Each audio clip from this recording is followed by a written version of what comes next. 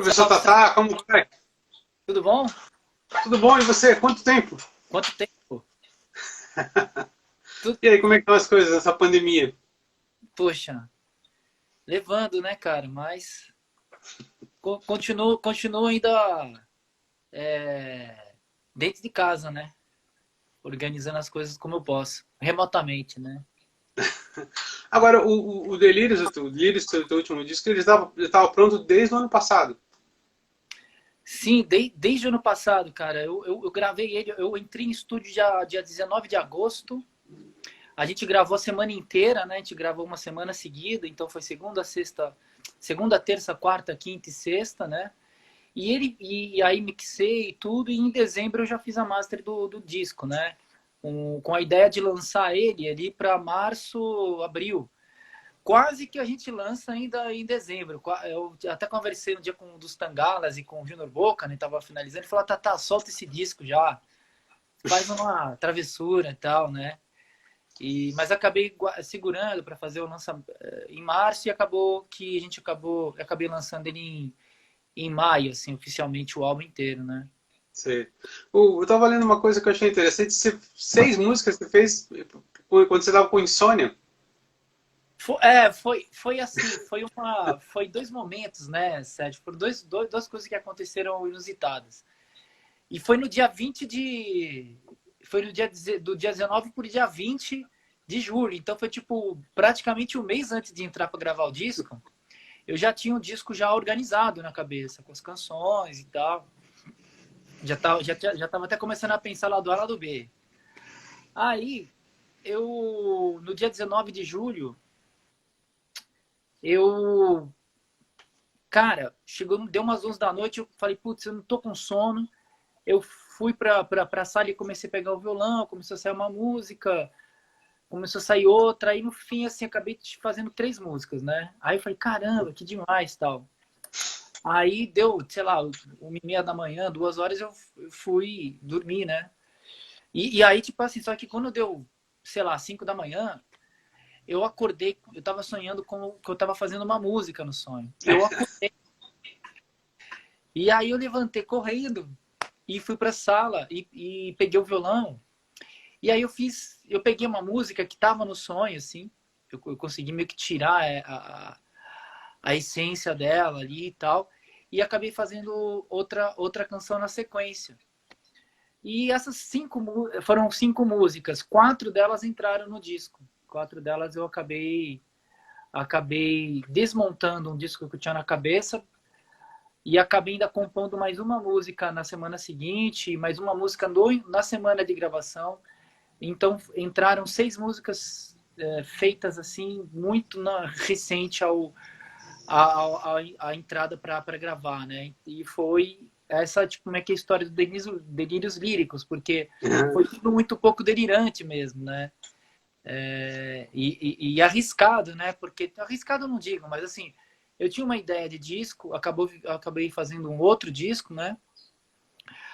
Mas eu me preparei muito para levar essas canções para a galera, porque a gente grava ao vivo, né? A gente grava muito assim, tudo muito ali na intuitividade. Então eu tive que me preparar bem para chegar lá, para não ter dúvidas, para tentar arredondar as músicas. Música recente, às vezes elas não estão ainda Sim. 100%, né? Tem coisas que vem palavras que eu mudo assim, dia anterior a gravar eu fecho a música. Então foi tudo, aconteceu um pouco de tudo nesse disco.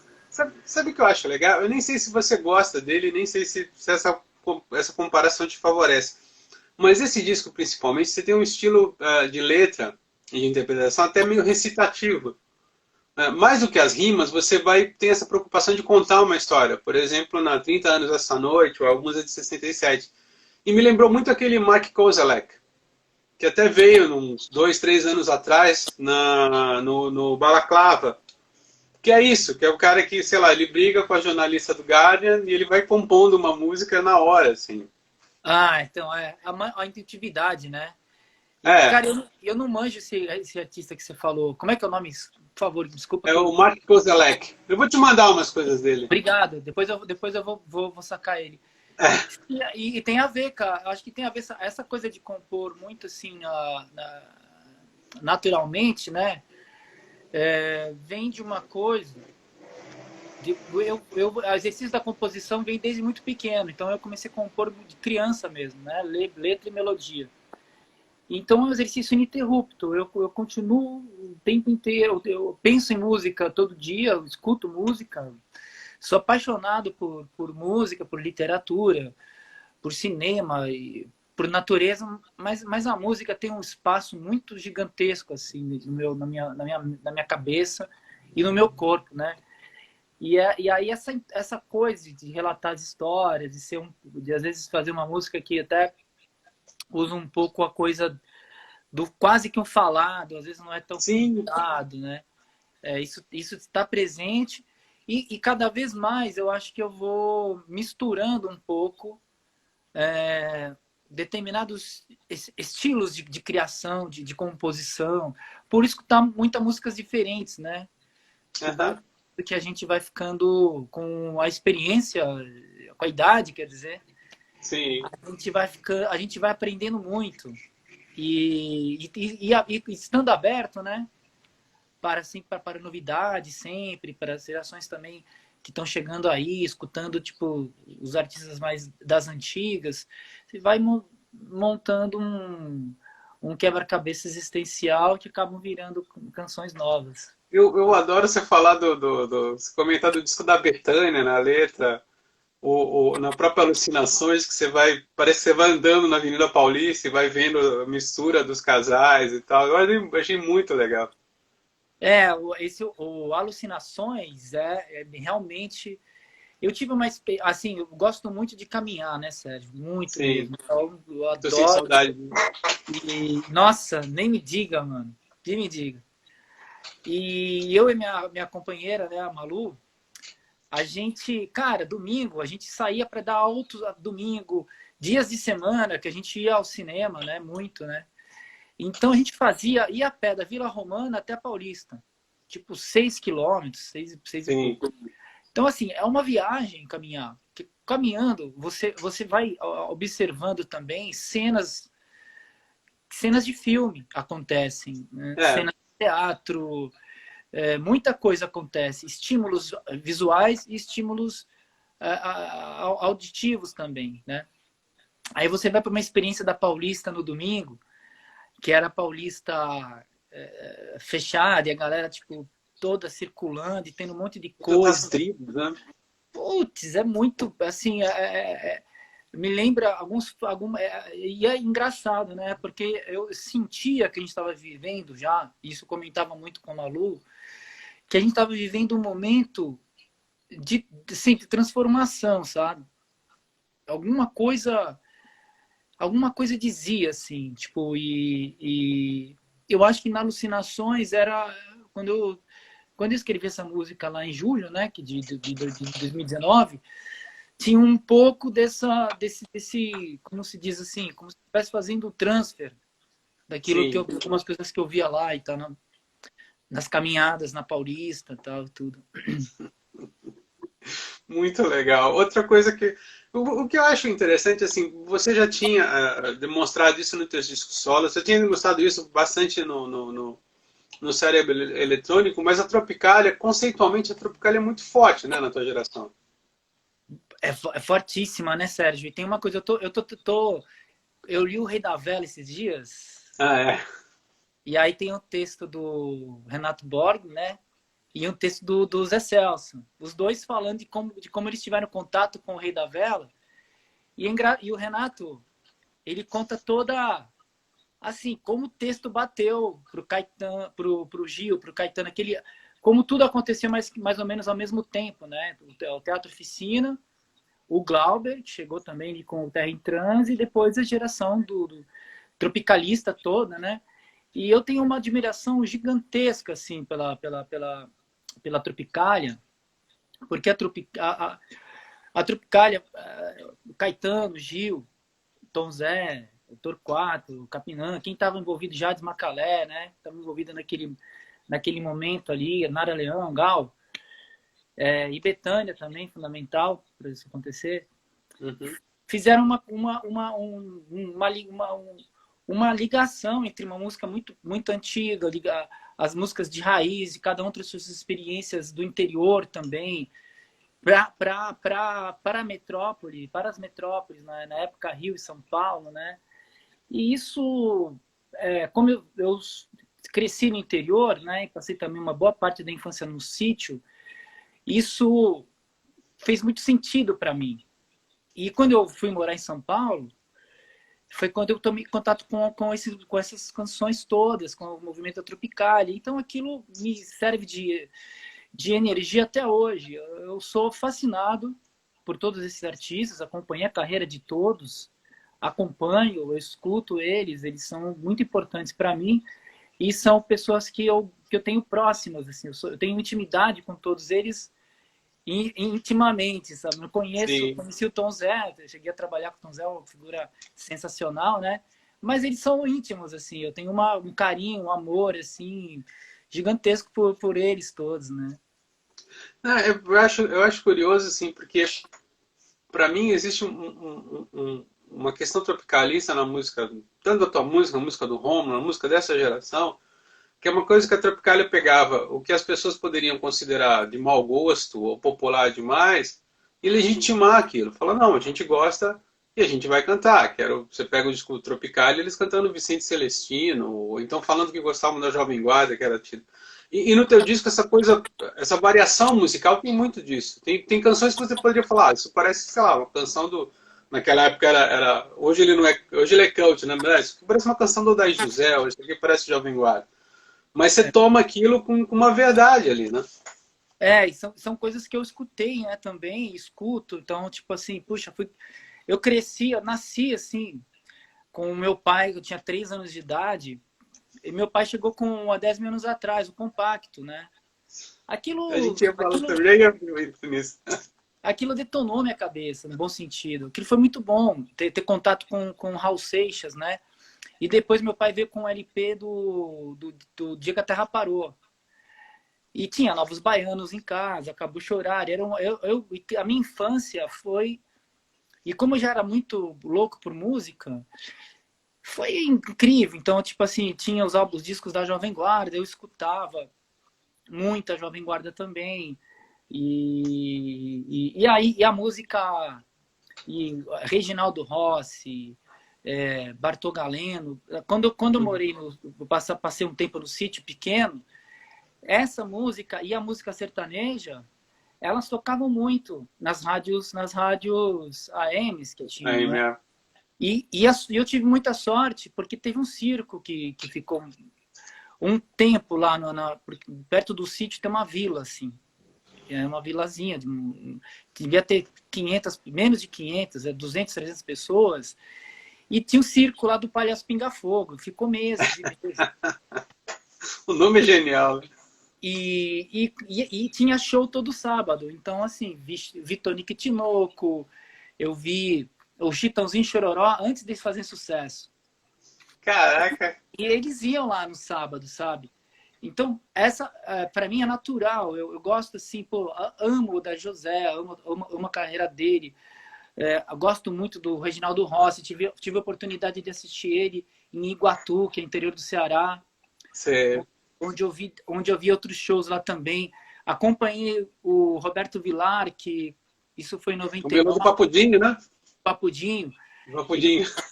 Assim, então para mim, né, isso é muito natural. Eu gosto e entra na minha música, né? Eu curto. Eu gosto dessa mistura. E é Tropicália, né? Tipo assim, é uma coisa que lá, quando tava escutando a Tropicália, isso tudo tava na esteira, né, do tropicalismo, né? Agora, e você grava a Ressurreição, que é uma canção do George Maltner. Talvez seja mais rock, eu achei mais legal. E tem um verso que eu acho sensacional para os tempos de hoje, assim. Não sei se você fez com essa intenção, que ele fala só o amor pode matar o medo, né? Pois é, Sérgio, cara, isso Foi, assim, é uma música que quando eu escutei, foi lá no período que ele lançou o Revirão, né? Virão. E eu discotecava no Estúdio SP, eu era DJ residente lá, e eu colocava as coisas que eu estava escutando, e essa música entrou no meu setlist, então eu tocava toda vez que eu fazia um set de música brasileira, atual, misturando com coisas mais antigas, Ressurreições estava lá. Muita gente vinha perguntar o que era, adorava e tal. E eu falei, cara, um dia eu vou gravar essa música, né? Um dia eu vou pegar essa canção, vou tirar ela. E eu acabei tirando ela um dia no violão e comecei com a frase, com essa, eu inverti, eu peguei o que era refrão, começa a música, e peguei a parte que começava a música, eu botei como depois, deu uma invertida. E aí, tipo, começa, né, com 7.000 quartos secretos, guarda um segredo, só o amor pode matar o medo, né? E é uma frase tão doida, porque hoje, cara, é uma frase, é um mantra, assim, sabe, pra mim. E para muita gente, né? Então acabou tendo um significado para esses tempos que nós vivemos agora, né? Ele tem um sentido, assim, né? Tipo, Você pretende lançar ela como single ou não? Assim, sim. Então, o que eu fiz, né? Eu lancei ela, eu vou lançar um compacto no futuro. Que é assim, vai ser um compacto Ressurreições e Balada da Arrasada, que são duas canções que eu fiz versões, né? Balada da Arrasada da Angela Rorô, né? E Sim. Ressurreições do Maltner com Jacobina. Então eu vou fazer o LP do Delírios Líricos e Ressurreições já está fora do LP e ela será lançada como um compacto. Que legal. Outro verso que você escreveu que eu achei muito bom é justamente no Alucinações, que a gente ia falar, que você fala de minorias se descobrem. Me conta um pouco, o que você viu, o que você presenciou para falar nisso? Cara, que eu acho que assim, que na nossa vida, assim, na vida das pessoas que estão abertas às coisas, né? Eu me lembro muito assim, quando eu estava adolescente, que eu estava aqui, quando eu ficava no sítio, eu tinha uma rádio lá que tocava muita música atual, contemporânea, assim, e talvez uma rádio que, depois quando foi para São Paulo, essa rádio daqui que tocava que sintonizava no Tuiuti, ela parece que ela era mais contemporânea e mais atualizada com o contemporâneo do que as próprias rádios de São Paulo que tinham esse papel. Sim. Porque elas acabavam indo para uma coisa, tendo que jogar muito com a coisa do merchan, do comércio, enfim, não sei como seria isso, né? E aí eu ficava pensando, mas caramba, será que eu vou encontrar pessoas? Porque eu tinha amigos, assim, mas eu não tinha encontrado pessoas que tinham sido picadas pelo mesmo pernilongo do que eu, assim, sabe? E aí, o que acontece? Quando eu fui para São Paulo, você começa a encontrar. E são essas pessoas que te guiam, são essas pessoas que te levam para conhecer lugares. Então, ali, nesse lugar que eu falo que as minorias se descobrem, porque nesse sentido, em todos os outros sentidos também, né? De todas as minorias que agora são acharcadas por esse governo que está aí, que tem a função que eles atuam é oprimir qualquer tipo de diferente, né? E tal. Então, também tem Agora eles estão recusando o tratamento médico aos índios, né? Não estava sabendo. É um negócio assim, estarrecedor, né? É um massacre, né? Os caras, eles têm... Eu estou vivendo esse período agora que é, assim, por uma parte do dia, acaba que quando eu, tipo, me debruço sobre isso que está acontecendo, tipo, dá uma... Cara, você tem uma baixa, assim, né, cara? Porque eu sinto tudo isso, é muito... E aí a gente tem que se organizar para ter tipo a postura de sair, de continuar fazendo um som. Nós vamos povoar o imaginário, né? Porque, assim, é estarrecedor o que tem acontecido, né? A música vira uma forma de resistência, né? Ontem eu estava conversando com a Mônica Salmazo, era justamente isso, né? Ela grava, né, as sessões musicais dela, até mesmo como uma forma de resistência se a gente está vivendo num período em que o governo não ama a arte, não ama a música, não ama a beleza, a melhor forma de você resistir é fazendo música, fazendo arte, né, e mostrando coisas belas, né? É, exatamente. E, nossa, e você tocou na Mônica, eu tenho visto, puxa, eu acompanho, né? O trabalho que ela tem feito, nossa, é muito emocionante, é É muito. muito bonito. E isso deu momentos assim, eu tive um momento tão bonito, eu vi ela com o Chico domingo, não sei, que eu cheguei, eu assisti e chorei, É. assim, cara. E acompanho ó, todas as entradas que ela faz, né? Todos os dias, praticamente quase que todo dia, se eu não me engano, assim, eu tô vendo É. sempre ela. É uma das pessoas que eu acompanho principalmente no Facebook, né? E é uma forma da gente se conectar, se interligar. Eu vi que vários amigos entraram aqui que estão fazendo isso, assim, tipo o Thunderbird, com um monte de coisas. Ele tá com um Eu tô com o projeto. livro dele, inclusive. Ah, Tô então, lendo, tá muito bom. Thunder, um abraço aí para ti. Então, assim, vai povoando esse espaço possível de troca de ideia, de afestanismo, que é um termo que um amigo meu mineiro usa, né? Que a gente vai se organizando para enfrentar esse período que a gente está vivendo agora, né? Há cerca de uns 2 meses eu entrevistei o Paulo Lima, da Universal Music, e aí ele fala muito desse termo 9 MPB. Eu até coloquei no Twitter e o Rômulo brincou, falou, pô, eu faço 9 MPB faz 20 anos.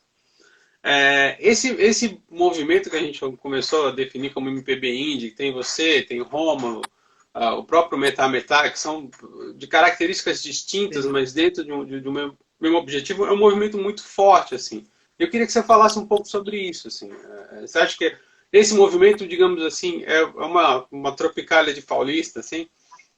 Cara, bom, eu acho que tem uma coisa assim, Sérgio, que é assim, ó, os papos que eu tive, pô, a gente já conversou algumas vezes, né? Sim, sim. Foram papos muito bons.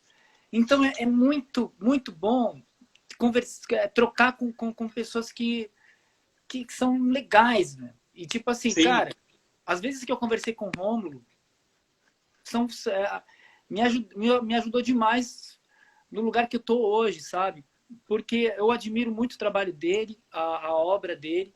A gente troca figurinhas quando se encontra. E isso é o grande lance das nossas vivências, né? Tipo, acompanho o trabalho do Kiko, da Jussara, do Rodrigo Campos, do Thiago França, de várias galera diferentes, né? E isso eu acho que é uma coisa que talvez não caiba um nome para isso. é, Porque é mais aberto, é mais complexo e é mais povoado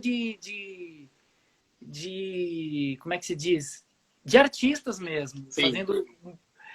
É muito bonito. E talvez ainda leve uns 20 anos para conseguir,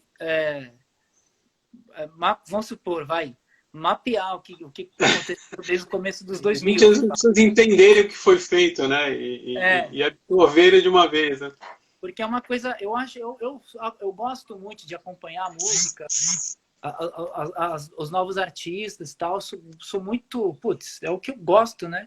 É, Ficar encantado, tipo, é muito legal porque cada ano que passa aumenta esse número de galeras, de muita coisa acontecendo, né? Muita coisa de qualidade. E a gente não consegue mais, porque se você volta para trás, volta lá para a época, para a década de 70, a gente consegue mapear. Talvez, mas naquele período, muita coisa ainda ficou um pouco de fora, depois entra, né? Aí tem coisas que. Mas agora acho que é muita coisa acontecendo, né? Então, eu acho que tem esse movimento já aí, né? Que, como você falou, tipo, é uma. Como é que se diz? Como é que você falou mesmo? Negócio de.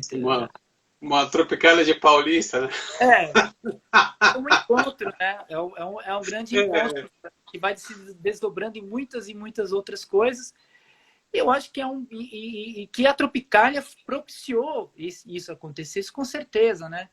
A Tropicália, eu acho que ela continua existindo, né? O Sim. espírito tropicalista, né? Então, ele tá dentro do meu coração. Então, Uhum. eu nunca vou deixar de acessar esse espírito, né?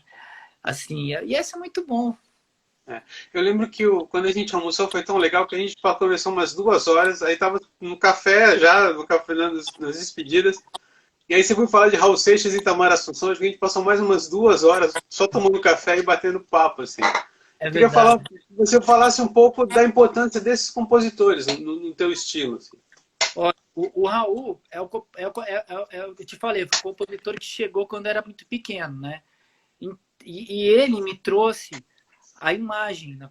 Ele me trouxe uma coisa de escutar O Dia que a Terra Parou sei lá, com 5 anos de idade, ou de 4 para 5, e eu ficava imaginando a cidade de Atibaia, porque tipo, a gente passava muito por Atibaia. Então, quando meu pai botava na vitrola o Dia que a Terra Parou, eu já imaginava Atibaia sem movimento, imaginava tudo parado, e pensava na igreja, pensava nas imagens, aquilo me criava uma história na cabeça. Então foi muito o Raul ele me trouxe imagens, me trouxe delírios assim, tipo há 10 anos atrás, né? Muitas frases e coisas que uma criança não compreende, mas no inconsciente já tá tudo meio que ali, né? E um compositor, um artista que eu fui acompanhando a carreira dele por meu pai ser fã dele e tal, acompanhei ele. E era muito complicado, porque as pessoas não tiravam sarro, saca? Antes dele morrer, entendeu? Era meio estranho. Estava Assim. decadente, né? É. E assim, depois foi muito importante também, porque tipo, na adolescência fez parte, foi muito presente o Raul. E o Itamar foi, para mim, um baita encontro, assim, porque tipo, o Itamar eu conheci escutando de fato, assim, foi umas coincidências, mas eu comecei a trabalhar lá no interior do Ceará. E eu peguei Só no foi voo que muito barato. eu trabalhei numa universidade no bairro do Paris, em São Paulo, quando eu era garoto, anos, né? E eu trabalhei num projeto, né? Em um projeto de universidade, conexão com Iguatu e Quixelô. E aí, segundo voo, ia de Transbrasil, mano. Uhum. Nossa, Faz tempo. E tocou, tinha uma playlist lá, se enrolava, né? Cara, e começou a tocar uma música que eu fiquei fascinado. E era a Nausete cantando Sutil. putz, Aí eu, fiquei escutando aquilo, e era bom que dava 3 horas, e deu pra tocou 2 vezes, e na terceira vez, e quando tava o avião aterrissando em Fortaleza, tocou pela terceira vez, então foi mágico, assim, foi incrível. Só que eu não sabia quem era, né? Não sabia nada. Não tinha nenhuma indicação, nada, né? Aí eu fui no guichê da Transbrasil, perguntei lá se tinha como saber que música que era. A galera tirou uma onda, assim, falou, que isso? Tá maluco. Puta, que saco, né? Aí beleza, passei uma temporada lá trabalhando, voltei para São Paulo, né? Não tinha a música no voo de volta. Aí cheguei em São Paulo e fui para a Galeria do Rock procurar a música, vou cantarolar. Só que antes de ir para a galeria, na semana ali, eu escutei Venha para São Paulo na rádio. E eu pirei. Venha para São Paulo, relaxar, ficar relax. Tocou no Eldorado, né? Na Eldorado ou na USP, eu não lembro. Aí falei, Itamar Assunção. Tá? Falei, pô, cara, demais e tal. Daí eu fui procurar o Itamar Assunção. E aquela música que eu tava correndo atrás. E aí a coincidência que Sutil era dele também. Aí eu cantei numa loja que tinha, lembro até hoje, eu cantei tinha uma loja que chamava Viajante, do lado da Baratos e Afins. Aí eu cantei pro cara o refrão e falei, isso aí, Itamar Assunção. Aí fui lá e tinha o CD, comprei no Calanca, comprei na Baratos e Afins. Da Nausete, comprei. Aí o Calanca tinha tudo, né, do Itamar. Lançou por ele, né? Aí eu fui acompanhando o Itamar e o Itamar me trouxe uma coisa que o Raul tinha me trazido também. Imagens. Imagens de um jeito de cantar, de cantar música, de fazer música muito que me inspirou demais, assim, sabe? Foi uma sorte, né? E escutando cada disco que eu escutava do Itamar, pô, eu ficava meses assim no disco, escutando Sim. ad eterno, assim, né? Tipo, então eu fiz vários shows dele, né? Fui ver muito show do Itamar. Onde ele estava fazendo alguma coisa, eu chegava porque os shows deles eram muito, os shows do Itamar eram muito bons. Ele era Sei. uma figura assim, tinha uma coisa que engraçado, né? O meu pai tinha uma parada, apesar de ele não ter ido para o palco e feito coisas, mas ele tinha uma coisa meio. Quando eu vi o Itamar, eu falei, putz, é meio parecido com o meu velho, assim, sabe? Sabe que eu tenho uma história muito louca? Porque quando eu trabalhava de segurança de aeroporto, eu catei o David Byrne chegando do Rio de Janeiro. Nossa, Sérgio. E eu abandonei o posto onde eu estava e fui perseguir o David Byrne, falando para ele comprar um disco do Itamar Assunção. Pô, E aí ele estava acompanhado pelo irmão do Arthur Lindsay, o Duncan Lindsay, né? Daquela coisa assim, puta, olha esse mala aqui. Ele falou, é um que ele tá com o Globo, né? Que era o Intercontinental, quem diria. Eu falei, compra esse disco, compra esse disco, compra esse disco. E o cara assim, pô, esse cara é um mala. era que ele comprou? Deve ter comprado, Eu né? acho que não. Ele comprou o Tom Zé, então tá valendo, né? Ah, então ele comprou Tom Foi Zé, estudando samba, né? que rolou depois que eu... Estudando samba, é isso aí, Ah, e o Mas Tom Zé sim, também, descobri, o Tom Zé é outro cara que me abriu... O Tom Zé, ele... Putz, a gente tem assim, muitos artistas incríveis, né? sim. Que vão fazendo a cabeça conforme a gente vai passando o tempo. E tem uma coisa assim que eu vou chegando nos artistas, não importa muito a idade, né? Porque eu vou conhecendo profundamente, eu entro mesmo na trajetória. Tipo, lembra, quando eu comecei a escutar os discos da Gal, foi em ordem cronológica, então eu ia pegando os álbuns, e para mim é muito legal, porque você vai acompanhando toda a vida da pessoa também, né? Com quem ela gravou, quando muda a tecnologia, como é que os discos ficam, né? Sim. O papel dos produtores, quando muda de um disco para o outro, muda o produtor, muda a sonoridade do disco, muda às vezes o Quando vem pro repertório. Lincoln, né? Que fica aquele som mais gordo, assim, né? Mais potente, né? E aí te bate que o Lincoln também, se eu não me engano, nos discos da Rita fez coisas também, se pá, né? Sim, Tem uma sim. similaridade Não, estética ali o no lança-perfume, né? perfume, né? Eu acho que ele E começa a mexer no lança-perfume. Mas aí tem o Roberto de Carvalho, né? Eu acho o também, Roberto. né? É, Uma coisa até. Eu trabalhava com o Roque de Souza, né? Até comentei isso, né? Da importância do que o Roberto tem na vida da Rita, né? Porque sim. até o lança-perfume, a Rita era uma grande roqueira. Não que ela não tenha deixado, mas com o Roberto ela virou uma popstar, né? E foi nessa virada, né? Foi essa virada. E você sabe que é outro disco que marcou minha infância, porque o Lança Perfume tem uma história, olha que louco, né? Uma coisa vai Ah, puxar a outra. Eu gostava de. Minha mãe tem, tipo, 7 irmãos, né? uhum. E aí, a minha mãe tipo, é a segunda. Ela tem uma tia mais velha, minha mãe, e o resto era tudo mais jovem, né? E eu gostava de andar eu ficava pingando, era meu beatnik, assim. Eu ficava na casa da minha avó e ficava querendo ficar na casa de todos os tios e tias. E tem os tios que eles eram mais novos e eu tava na casa deles. E eles pediram pro vizinho emprestado o disco da Rita Lee. E à tarde era uma sexta-feira, Sim. porque isso podia ser. Porque virou uma balada. Eles convidaram um monte de gente pra escutar o disco, o Lança Perfume, na casa Sei. dele. Então, tipo assim, encheu. E eles ficavam botando disco e dançando. Isso aí deve ser 1980, 88, É, né? é Para isso aí. 6 anos. E aí eu ficava acordado, aquilo me excitava, sabe, meu? Eu ficava vindo aquilo lá, escutando as músicas, os caras virando o disco, e aquilo pra mim era muito foda. E aí, puta, Rita Lee, né? É. É doido. Esse disco era muito bom, né? Tinha nem É, luxo nem lixo e tal. Eu acho fantástico.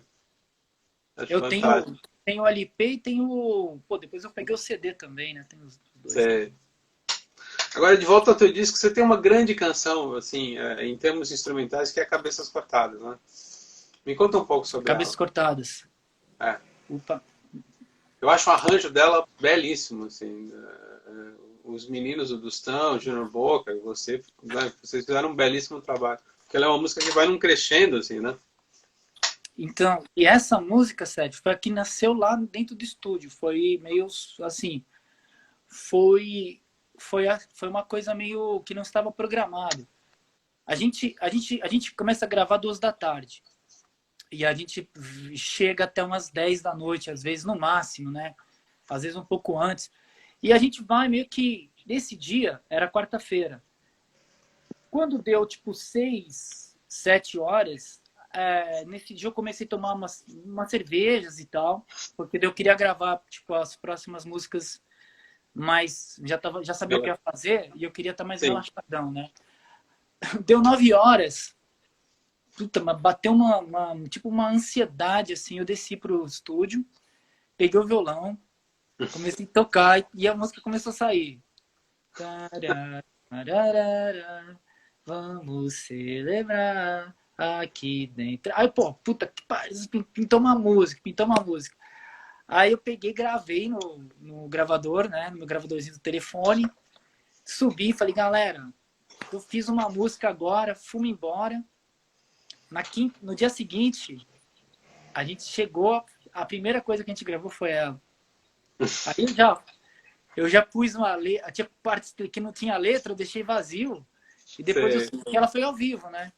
Aí, Uhum. tipo, cabeças cortadas. Tem 2 frases que eu coloquei na sexta, porque eu não tinha o que colocar. Eu falei, meu, vamos assim, vamos assim. Aí a música surgiu. E o arranjo dela ficou bem, assim, ele ficou bem conciso, porque a galera toda, a gente estava muito mergulhado já no disco, né?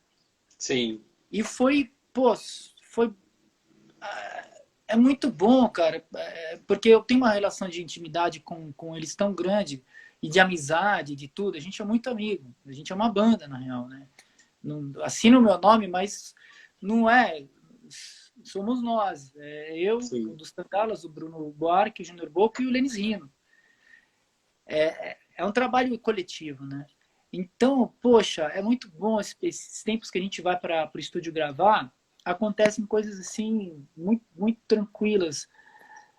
Eu tô morrendo de saudades, inclusive, disso agora. Nossa, eu tava falando com o Bruno ontem, morrendo de saudades de entrar pro estúdio gravar e ter essa sensação de criação coletiva e tal, viu? Você Putz. pensa em fazer um desses encontros de Zoom, assim? Como é que você está trabalhando nisso?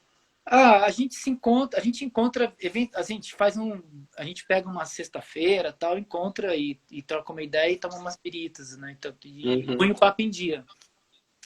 Mas, ó, tem uma coisa que aconteceu, Sérgio, que há uns 2 anos atrás, a gente criou um material todo partindo do nada lá no Estúdio Minduca, lá no Bruno Buarque.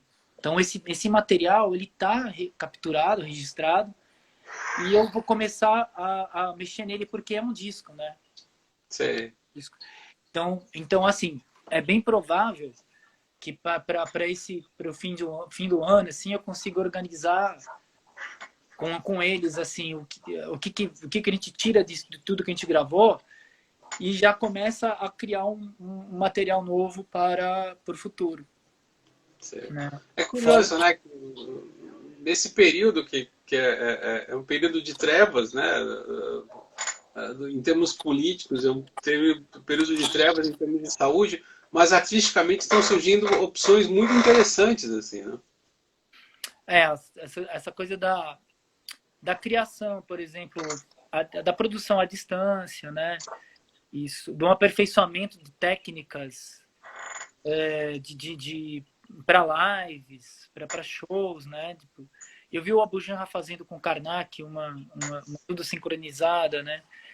Essas coisas elas acontecem porque pelas dificuldades as dificuldades que são criadas quando as pessoas estão dentro de casa, tem que ficar dentro de casa, né? Vai dando um jeito, né? Vai dando Sim. um jeito para as produções, para extravasar aquela coisa que vive dentro da gente, que se manifesta às vezes Sim. através de uma canção, e que quando a gente traz para o coletivo, você vai meio que criando uma liga, né? Que nesse momento agora a gente não tem essa possibilidade, É. assim, como era antes. Então, estamos criando possibilidades novas, né? De parcerias. Eu fiz muitas parcerias, assim, com vários amigos e amigas, né? Botando melodia em letra, recebendo uma harmonia para botar letra e melodia. E isso também faz com que a gente exercite a canção. Lembra que até o Rômulo começou a mandar uma mensagem Sim, para a galera sim. pedindo. É. Então, isso faz com que a gente vá usando as coisas que vêm, que poderiam se transformar numa canção e vai produzindo, né? Vai criando coisas. Uhum. Você tem parcerias interessantes com a Bárbara Eugênia? Você tinha até comentado comigo que você fez com a Lara ou Frank, né? Como é que estão essas parcerias? Então, por exemplo, assim, tipo, atualmente, as parcerias que eu fiz, umas parcerias com um amigo das antigas, ele é DJ também, é meu parceiro de várias noitadas de que a gente discoteca juntos, que é o Bode Bodão, e eu queria, fazia tempo que eu queria fazer uma música com ele. Aí ele me mandou uma harmonia, eu fiz uma letra, botei melodia, a Malu tava comigo, né? E a gente acabou compondo junto, a gente acabou compondo 2 canções em parceria com o Bodão. Aí fiz várias músicas com a Malu, né? Todo esse período a gente tá junto. E aí eu pegava um dias que a gente tava meio que, sabe, tá vindo alguma coisa, aí pá, vamos violão e vai criando. Então essas parcerias estão aí. Com a Bárbara, a gente trocou uma ideia assim recentemente e tal, de alguém mandar alguma coisa, uma harmonia ou uma letra. E isso, para mim, é meio que com Peripane. Ele mandou para mim uma letra, fiz uma melodia. Com André Mourão, que também a gente fez uma música junto. As parcerias vão rolando. E isso que já fica imaginando, pode virar um trabalho futuro, né? Um disco, né? Com parcerias. O disco Alma de Gato, que é um disco anterior, ele é um disco que eu assino duas músicas só que eu assinei sozinho. As outras eram parcerias. Então, eu acho que no futuro eu posso reunir essas canções, virar um disco também de parcerias, né? Vai virar um show, né? Um show, com certeza. Acho que virou um show interessante, né? Parcerias criadas na pandemia, né? Então, parcerias criadas na pandemia. E, e é isso, porque a música ela tá o tempo inteiro, né? Eu tô aqui, agora tô organizando minha coleção de discos aqui, tipo, nossa, cada caixinha que você tira de LPs e de CDs é um alumbramento, né, E é uma praticamente. história, né? Aí você vai relembrando a história, como você estava falando dessa questão de Itamar, né? Você lembrar de como é que você escutou Sutil e como é que você foi correr atrás da É, canção. teve um dia que, quando eu tinha uma lojinha de disco perto de onde eu morava, ali na Santa Cecília, aí e o cara ele não era muito assim, ele não foi muito simpático comigo lá, né? Você, Aí ele não quis, nem deu bola, eu cantei. A lua cheia se reduz a pedacinhos. O cara nem deu bola, não sabia, não conhecia.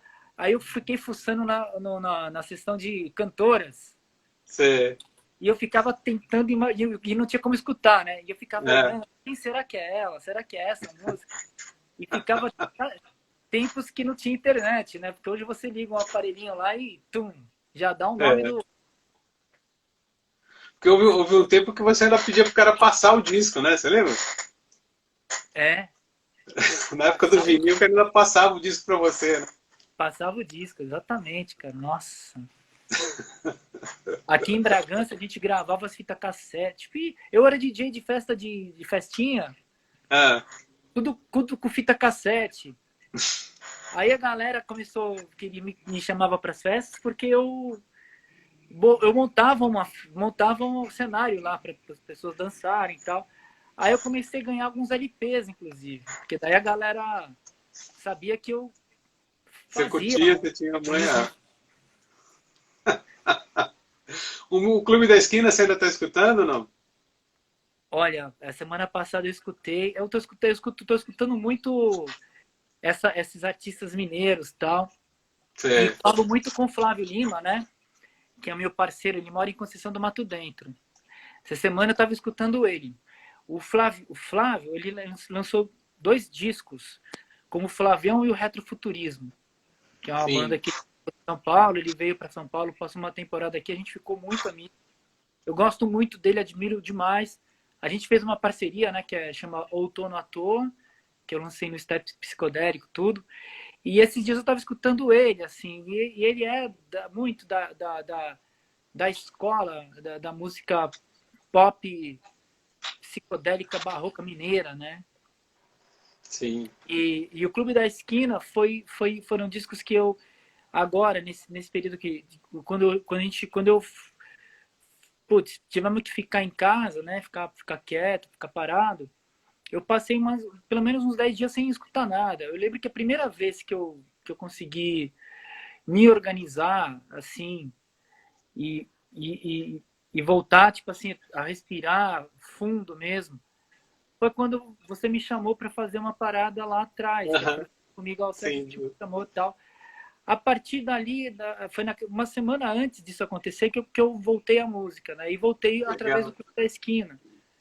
E o Clube da Esquina é impressionante, porque quando a gente vai ficando mais velho, assim, você se atém a detalhes que quando você é mais jovem você não percebe, porque você vai direto na poesia, ou você Sim. vai direto no, sabe? E agora eu consegui ter uma conexão com o disco ainda mais amplificada ainda. É como se eu frequentasse muitas vezes aquela sala e eu comecei a pegar todos os detalhes, ou uma casa, né? É uma É, casa que fica há muito tempo, e agora eu cheguei nesse momento no álbum Clube da Esquina, e que com outros álbuns também isso acontece comigo. Então, sei. outros artistas. Então, às vezes eu pego no disco do Tom Zé que eu vou escutar de novo, e eu chego, talvez, na amplificação máxima do que um disco pode causar de sensações. E isso instiga, porque quando, sei lá, eu fico pensando, quando eu entrar para gravar o próximo disco, eu vou tentar proporcionar algum tipo de sentimento que eu tive escutando esse álbum Sei. recentemente, sabe? Um dia desses teve um artigo bonito, eu não sei se foi do Xexé, não sei de quem foi, falando sobre o Clube da Esquina e de como as letras, né, que eram todas em base de metáfora, né, que notícias me dão dos amigos, né, que notícias me dão É, de você, eram importantes, assim, e como elas fazem sentido nos dias de hoje, né, que você não pode falar as coisas tão abertamente, então você usa metáforas. Eu achei muito bacana isso. muito. E tem todo sentido, fundamento. E tem também e tem o documentário que eu vi sobre o Clube da Esquina, agora tá no YouTube, muito legal, depois quem tiver afim, que mostra um encontro, né, do Milton com o Beto, baita encontro, né? É. E o jeito que o disco foi feito também, né? Que ele foi feito num lugar onde ficava uma turma compondo num lugar, outra turma compondo em outro. É. E os músicos fantásticos, né? O Lô me contou que a mãe dele não queria que ele fosse pro Rio, né? Ela falava que o Lô ia usar droga se ele fosse pro Rio e tal, não sei, porque o Lô era moleque, né? Ele tinha o quê? Ele tinha 17 anos, né? 17, é. Ele era um Então, moleque. ele precisa de autorização, enfim, da família e tudo, né? Mas então, eu confundi o encontro do Milton com o Loborges. Confundi. Aí, tipo, esse encontro tá no documentário, é muito legal, porque tem todas as histórias eu vi o show do Milton, tem uma história bacana que ele conta, né? Ele sempre pedia, sei lá, uma caipirinha, alguma coisa assim, e comprava uma Coca-Cola pro Loas, né? E aí teve um dia que o Lô falou, não, eu também quero tomar caipirinha. Aí foi aquele dia que o Milton viu que o Lô tinha crescido, né? Não era mais uma criança. Muito bom, né, cara? Putz, muito legal. Não, é sensacional. Tá, estamos chegando no final. Eu queria agradecer muito pela entrevista. Continuo ansioso pelo nosso salmão no sujinho ali, né? Nossa, a gente, quando tivermos oportunidade de estar legal, assim, no coletivo, assim, poder sair, com certeza vamos lá. Eu tô morrendo de saudade da galera, a gente poder fazer um encontro lá, né? Façamos. Vamos fazer, com certeza. E, pô, assim, parabéns por esses encontros que você está organizando e fazendo. Isso é muito importante para a gente. Foi muito importante lá atrás, assim, quando a primeira coisa que eu fiz foi uma entrevista para você, falando do que estava acontecendo ali no primeiro momento ali que a gente estava, né, na quarentena, e para mim foi um grande combustível para continuar assim, tipo, um movimento. Vamos lá, vamos continuar criando, vamos continuar mantendo muito feliz. Fico muito feliz de escutar isso, tá? Eu sempre admirei você, assim, eu acho que você tem não só pelo talento, mas pela delicadeza, pelo ser humano delicado e pela conversa sempre gostosa, assim. É recíproco também, cara. Tá bom. Demais, tá, muito obrigado. Se cuidem. Com certeza. Tô tranquilão, quietinho. E vamos junto. Tá bom, então. Obrigado, Beijão. Valeu. Tchau, tchau.